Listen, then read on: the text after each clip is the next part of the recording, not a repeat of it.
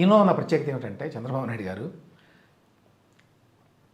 పొలిటికల్గా దీనివల్ల నష్టం వస్తుందని తెలిసినా కూడా దాని మీద నిలబడతాడు అంతే. ఆ విషయంలో అప్పటి నుంచి 95 నుంచి అదే ధోరణి అయింది. అదే కాంక్లేవ్లో మాట్లాడారు కదా ఆయన. సో 2004లో ఎందుకు ఓడిపోవాల్సి వచ్చిందంటే దానికి కారణం నేనే అన్నారు. అవును, నేను బ్యాలెన్స్ చేసుకోలేకపోయాను అని స్ట్రైట్గా.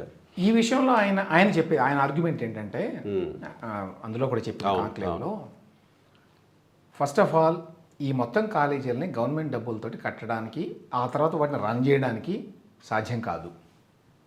ఓకే, ఎందుకు సాధ్యం కాదంటే మనకి వనరులు ఇన్ని ఉన్నాయి. ఇన్ని వనరుల్ని మనం బోల్డ్ అన్ని ఈ సంక్షేమ పథకాలను ప్రకటించాం, వాటిని అమలు చేయాలి. వాటిని అమలు చేయాలి అంటే దీనికోసం డబ్బులు లేవు ఖర్చు పెట్టడానికి. ఆయన నేరుగా అనపోయినా మోరాల్లో చెప్పింది అదే. అదేలేండి.